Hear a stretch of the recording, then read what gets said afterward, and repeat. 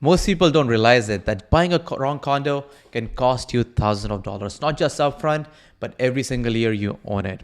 Toronto condo market is flooded with options, and I'll be honest that at least half of them are not the best options. So if you're not careful, you can end up stuck with a condo which is impossible to resell and can come with lots of headaches. So in today's video, I'm going to break down what type of condos you should never buy in the city of Toronto. So if you get any value out of this content, please hit that like button. Also, please do subscribe to the channel. It really helps a small channel like this to grow.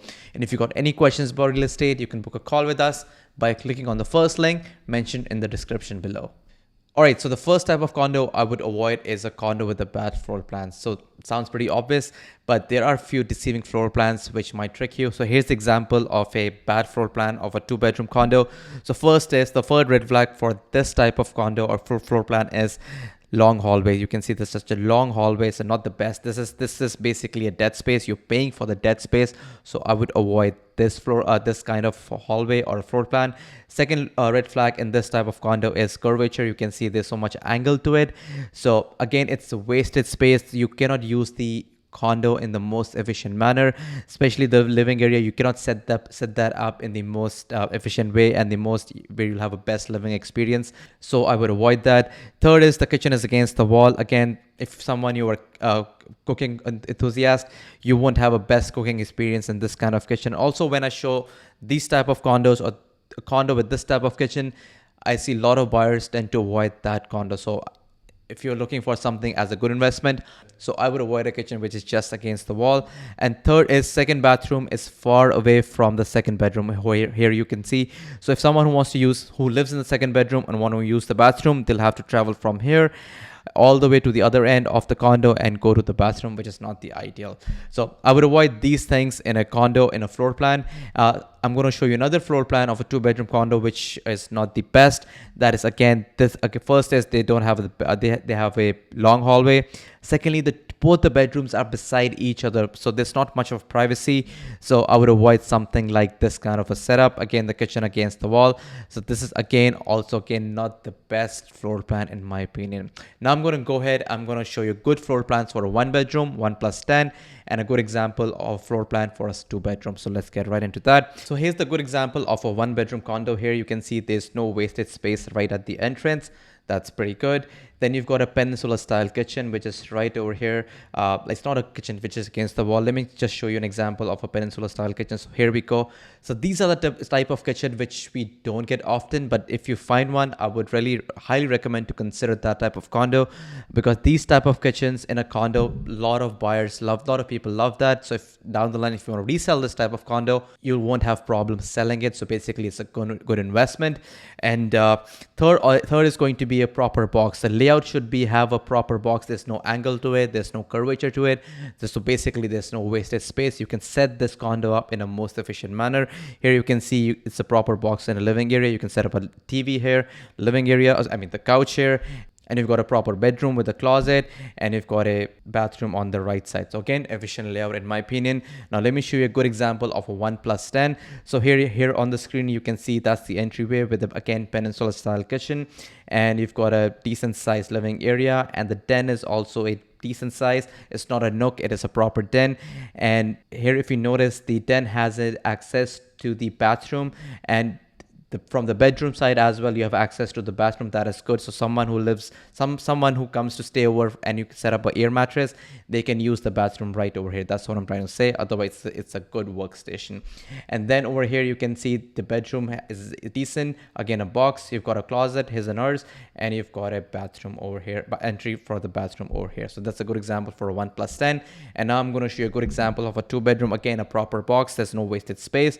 Especially at the entryway, there's no wasted space. You've got a decent kitchen, and you can see it's a split layout. One bedroom is on the left side, the other bedroom is on the right side, so there's some privacy, and there's a living area in the middle, and the second bathroom is closer to the a second bedroom, and there's a den in between too, which is not bad.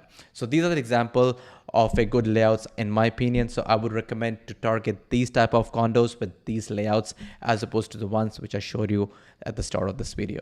So second type of condo building I would avoid is a condo building with excessive amenities. All these fancy amenities such as swimming pool, gym, sauna, party room, meeting room, golf simulator, All this sounds appealing, fancy, and nice, but here's the catch. You as an owner is paying for all of it.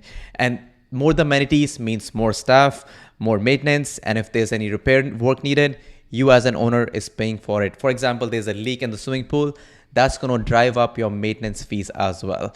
So when it comes to buying, less is often more. Stick to a building with modest or less amenities so that it does not break your wallet over the long term.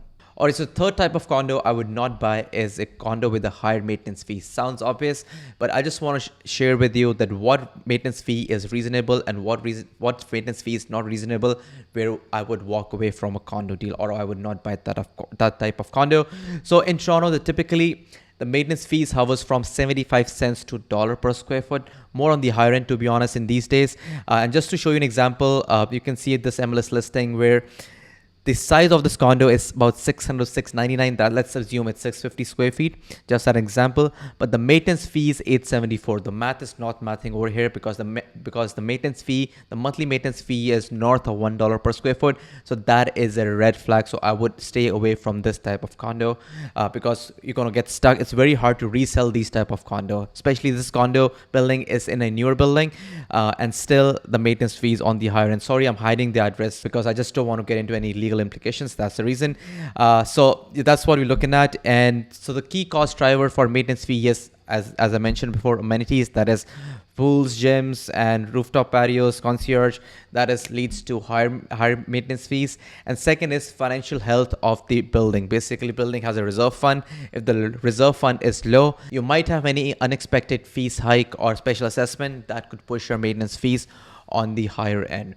So speaking of the reserve fund, I'm going to talk about reserve fund now, and I would tell you why low reserve fund, why buying a condo with a low reserve fund is also red flag. So let's talk about that. So fourth type of condo I would not buy is a condo with a low reserve fund. Reserve fund is basically a savings account or basically a rainy day fund for the condo building. For example, if there are any emergency repairs which needs to be taken care of, the condo board is going to take out money from the reserve fund and do those repairs. So when you pay your maintenance fees, some portion of that money goes towards operating expenses to run that condo building. Some portion of it goes towards the reserve fund. So the reserve fund is low, and if there are any emergency repairs which needs to be taken care of, their maintenance fee might go up because of special assessment. And secondly, the condo board might ask the owners to pay for those repairs. So that is a red flag. So watch out for that and be careful. What is the status of your reserve fund before getting that condo? You can get all this information regarding your reserve fund and how the condo building is doing is on the status certificate. If you review the status certificate, you will get all that information and you should be good to go. So in this last segment of this video, I'm going to talk about condo buying traps to avoid basically the condos you should be avoiding. So first, if possible, I would avoid a high-rise, super high-rise condo building. I'm not saying all high-rise condo buildings are not the best, but majority of the high-rise condo buildings, they are not the best what we see by working the ground level. Reason being, high-rise condo building tend to have less sense of community. High-rise building, supposedly if you are someone who's living on the, let's say on 70th floor and the elevators go down, then it's a problem. You're stuck up there. Third, high-rise condo building tend to have more people equal to more problem. That's what it is. And so these are the reasons I would avoid a high-rise condo building, and I would target for buying as a low to mid-rise condo building. That's a better option in my opinion. Second, condo facing a vacant parking lot or an empty lot. So let's say you buy a condo with a nice view and downstairs right in front of your condo there's a vacant parking lot or empty lot. Chances are some developer is going to develop that land and there's going to be high-rise condo building coming over there blocking your whole view looking into someone else's condo. So we don't want that. So I would make sure before making that offer, check your surroundings, what's coming up next door. And you can also use the website called Urban Toronto. It will give you some idea, but your realtor can check out the location or the locality that who owns the next vacant lot and what is coming up over there. Okay. Third is condo building with the high rental ratio and also which allows short-term rentals. So high rental ratio. So typically we see a condo building which has more owner ratio. The turnover of people moving in and moving out is less as opposed to a building with a high rental ratio. Nothing against renters, but I'm just saying what I see on the ground level. So when you see low turnover of people moving in, moving out, you get to have that sense of community in the building. And same for short-term rentals. We don't want Airbnbs or short-term rentals in the building. Fourth is avoid a condo unit next to an elevator or a garbage chute. So constant noise of the elevator or someone shoving in the garbage the garbage chute is going to disturb your living experience, especially if your bedroom is next to the garbage chute or close to the elevator, right at the entrance of the condo. So that is not the best place to be. I would avoid a condo next to the elevator and garbage chute. Fifth is condo facing north facing exposure. So if you're someone who prefers to get a lot of natural light, in Toronto, the most amount of natural light we get is either it's southeast or southwest corner of the building. So north facing units tend to get the least amount of sunlight, so I would avoid a north facing sunlight. And also generally, by working on the ground level, again, I noticed a lot of buyers tend to stay away from condos, tend to avoid buying a condo facing a north facing exposure, so your buyer pool will be less if you're down the line selling the condo. So I would avoid facing a condo facing north. And fifth is pay attention to the number of elevators. That's kind of correlated to high-rise condo building. So if the number of elevators are less, then again, we have to be prepared for the long lineup, especially during the rush hour between 5 to 7 p.m. So make sure the condo building tend to have decent amount of elevators in the building that will lead to a good living experience in a condo. So that's pretty much for today. I hope I was able to give you some value. Let me know if I missed out any of the points in the comments below. I would love to know your thoughts. Thank you so much for watching. See you in the next video.